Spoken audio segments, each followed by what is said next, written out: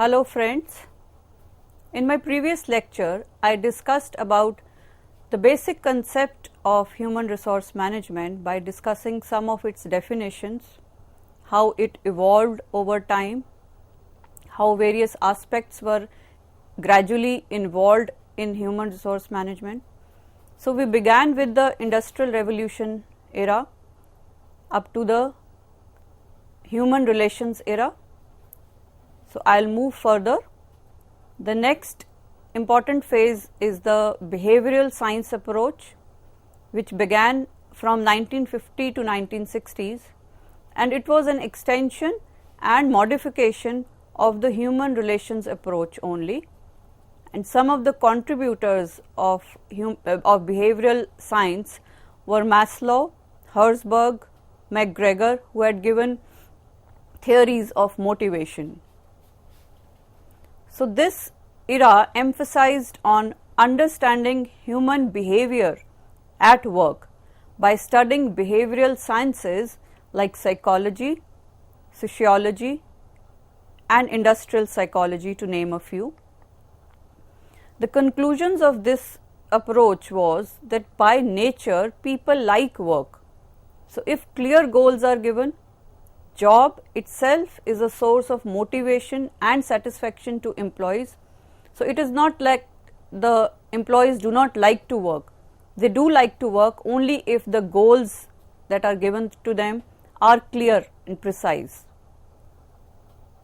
It also emphasized that the untapped potential remains unutilized. So people can exercise self-direction, self-control, and be more creative at work.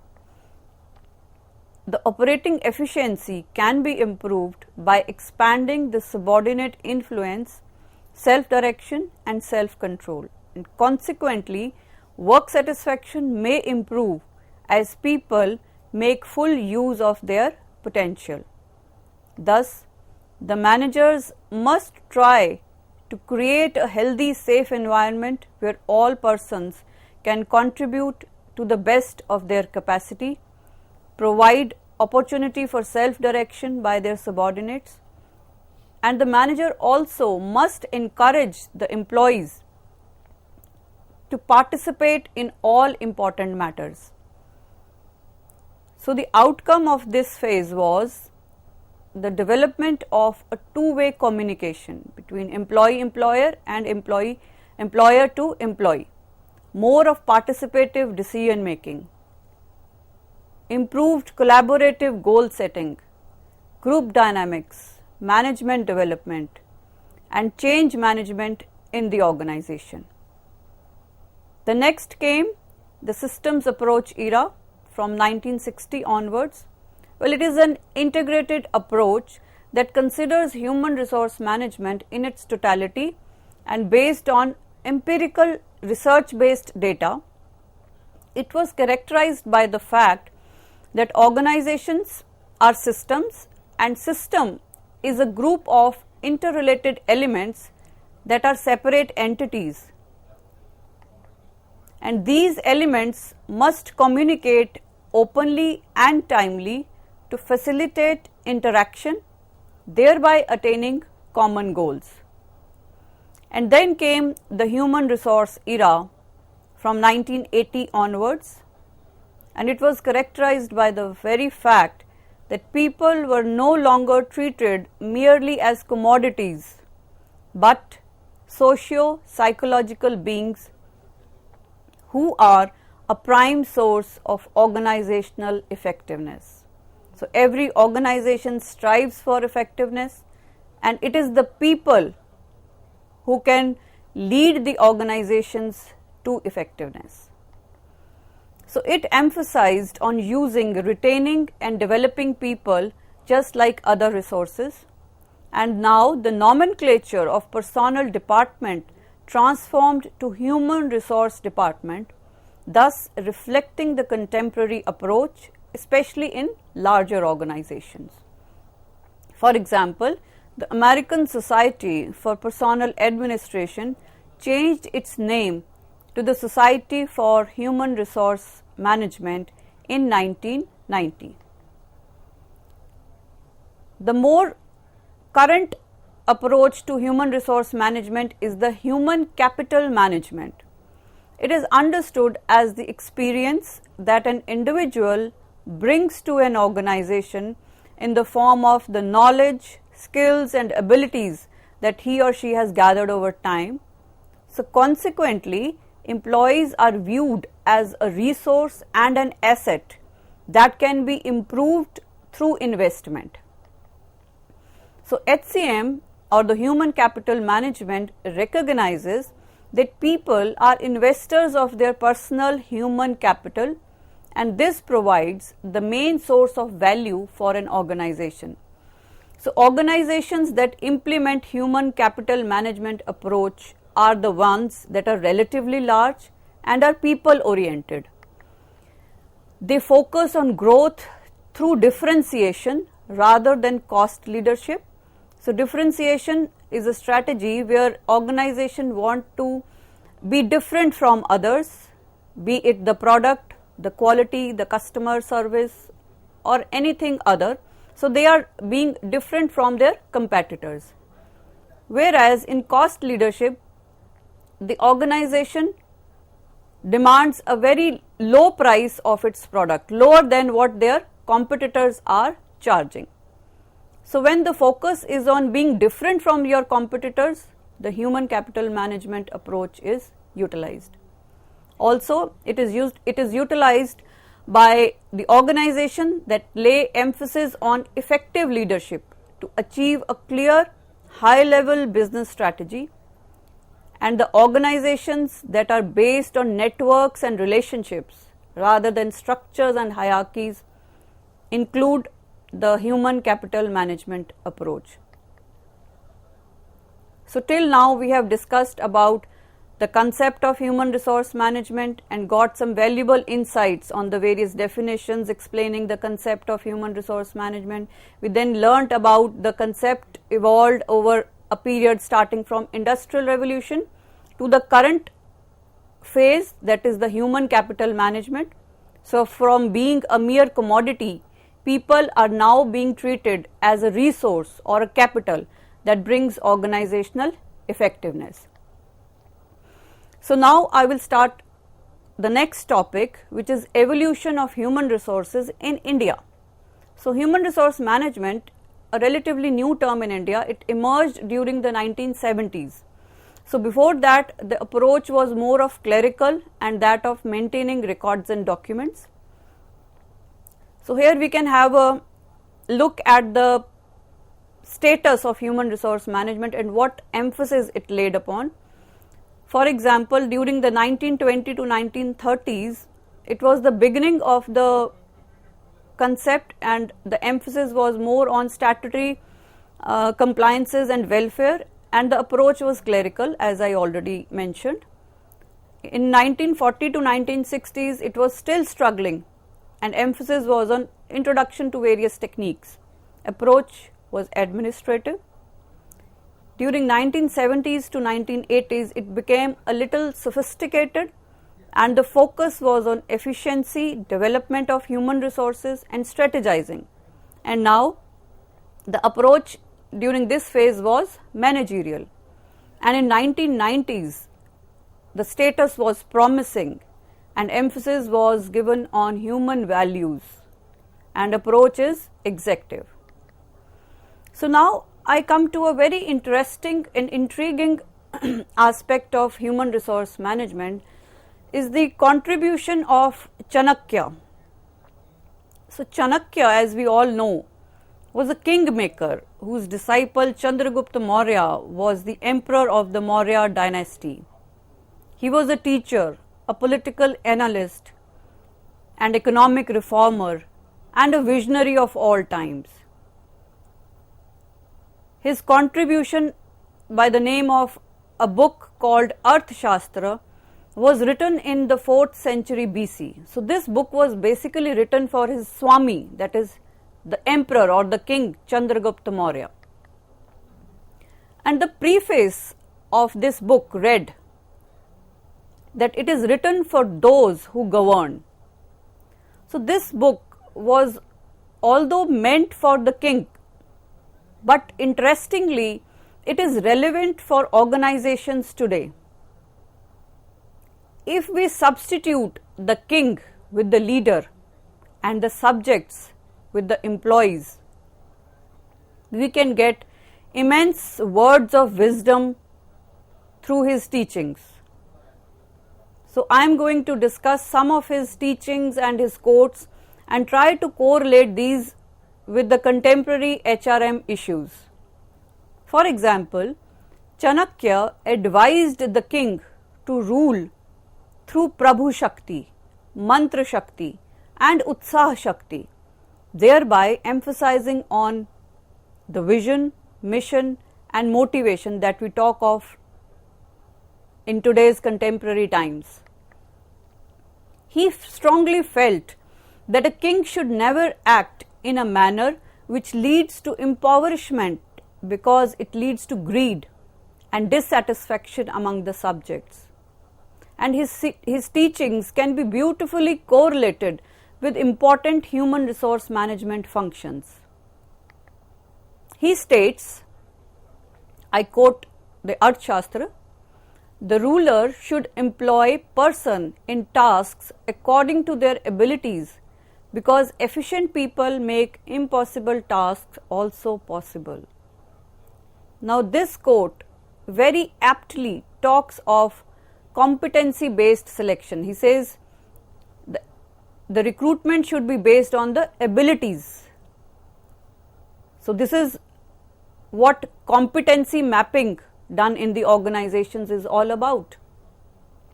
He further states, after appointing ministers to ordinary offices in consultation with the councillors, the king should test their integrity by means of secret tests. So here he is clearly talking of assessing or evaluating a person's job, the task he is performing, thereby talking of performance appraisals. He states further, the king should look to the bodily comforts of his servants by providing such emoluments as can infuse in them the spirit of enthusiasm to work. So he is talking about the physical well-being of his people, and also ask the king to motivate people through monetary benefits. He further states, the king should not only maintain his servants but also increase their subsistence and wages in consideration of their learning and work, thereby talking of the equitable wage structure. So the wages that are being given to an employee should be dependent on their learning and their abilities. Then he further states, in the happiness of his subjects lies his happiness. His is the king's or the leader's happiness. In their welfare, his welfare.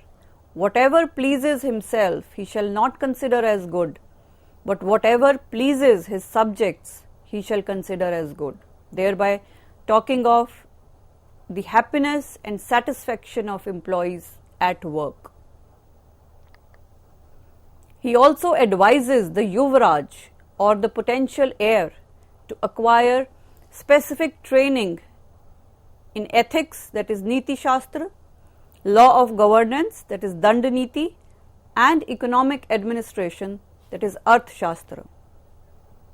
And this is what organizations are doing through succession planning and training and developing future leaders. So this was some amazing quotes and the teachings of Chanakya. Next we come to the nature of human resource management. So up till now, I think you must be very clear of the fact that human resource is an inevitable part of every organization. So let's get some in-depth knowledge of its nature so that it may be applied effectively. So it is first and foremost, it is future oriented, is forward looking approach that evaluates the future HR requirements and ensures its availability at right place and at right time. And it focuses on improving the potential of the existing workforce through motivation, training and development to meet the changing future business requirements. Second most important nature is that it is a comprehensive function. It has immense significance in handling the workforce at all levels. So, human resource management is not only limited to top management, it is equally relevant and applicable at middle and lower levels also. Also, all categories of employees, be it the skilled, the unskilled or technical, professional, it is applicable to all categories of employees. So, it is a comprehensive function. Next, it is a continuous process. It is a never ending process. It keeps on functioning throughout the life of an organization as people keep coming and going out of an organization. It cannot stop functioning even for a day. So, next is, it is a pervasive function. It is not limited to multinational companies only, but is applicable in all other organizations, be it the government sector, the non-government NGOs, they all apply human resource management. Also, it is needed in different functional areas of management or functional departments like the production department, the marketing, finance, etc. They all require human resource management as a function. Another very important and very basic nature is that it is people oriented. It means managing human beings as individuals and as work groups in the organization.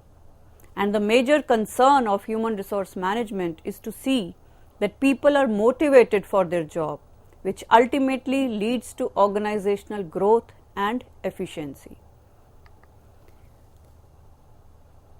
Next nature of HRM is that it is science as well as art.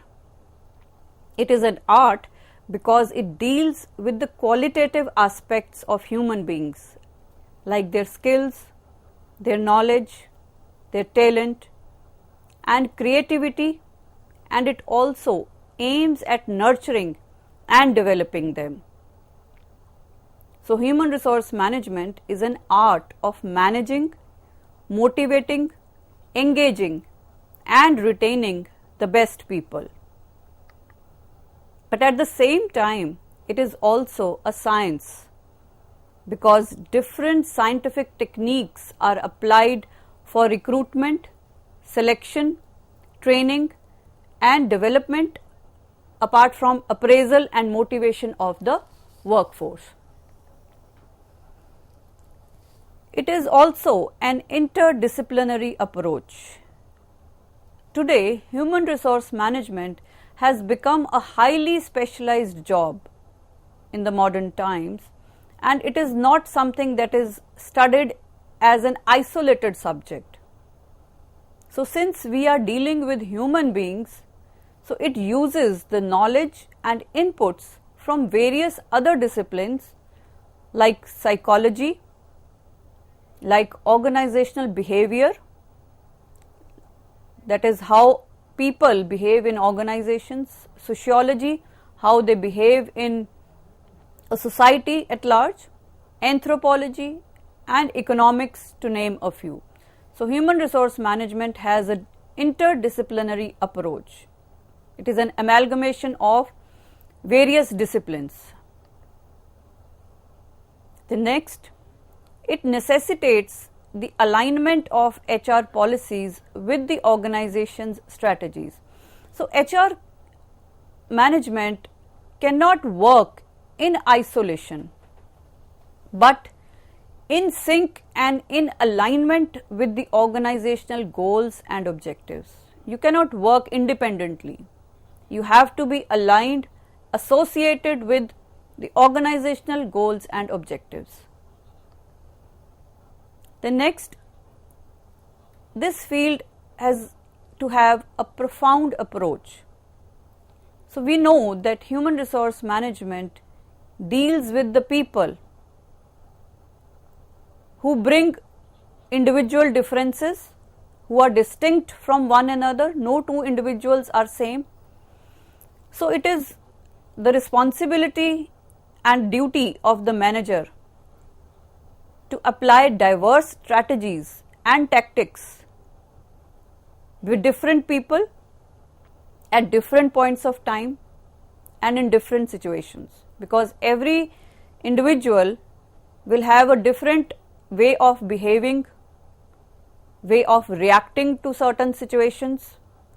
So the manager has to deal people in a very tactful and strategic way.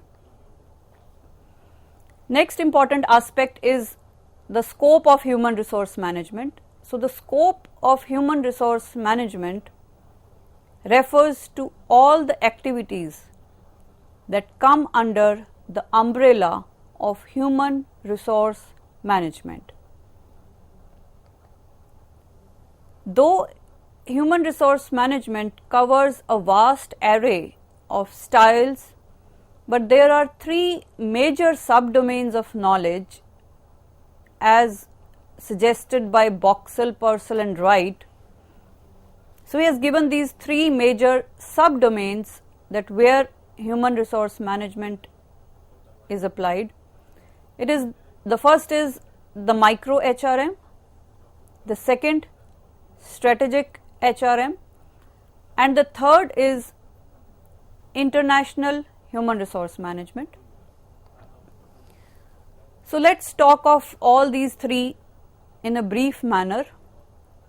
The micro HRM encompasses the sub-functions of human resources, and it is further grouped into two main categories. The first category talks of managing individuals or small groups, and the activities that are involved in managing individuals or small groups is the recruitment, selection, induction, training and development of the employees, and their performance management. So the second category is work organizations and employee voice systems. So this category basically talks of the relationship between the employee and the unions. So these are the two main categories of micro HRM. The second one is strategic HRM. It means formulating and executing human resource policies and practices that produce employee competencies and behaviors that helps the organization achieve its strategic goals. So as I stated earlier also, that human resource management has become a more strategic partner of the organization. So human resource management is not working in isolation, but in sync with the organization's goals, strategies, objectives. So human resource management must formulate and implement such policies and practices so that the organization's strategic goals can be achieved successfully. So it focuses on designing and executing overall human resource strategies adopted by organizations in collaboration with the top management, and of course measuring its impact on the performance. So here the human resource management department collaborates with the top management of the organization so as to design and execute certain HR strategies. The third aspect of the scope that we are studying today is the international human resource management. We all know, due to globalization, the organizations are not only limited to our country only, the branches are globally present, their existence is globally present. So, international human resource management talks of the companies that are operating across the national boundaries. So, it connects to issues that are important in international business. So, international issues are also important and pertinent when we are dealing with multinational companies or organizations. So, if an organization is present in India and it has a number of branches abroad, so we have to take into consideration the international approaches, international aspects also. So friends, today we talked about the basic concept of human resource management. Through its definitions, we understood various aspects of human resource management. We then went on an evolutionary journey of human resource management, and we also learnt about the contributions of Chanakya, a great visionary of all times. That was, I think, the most intriguing part of today's lecture, that how way back in 4th century BC he talked of competency mapping, he talked of succession planning, some very contemporary issues. Then we also learnt the nature of human resource management and the basic scope of human resource management. So, in my future subsequent lectures, I shall be discussing about some other important and interesting aspects of human resource management. Thank you.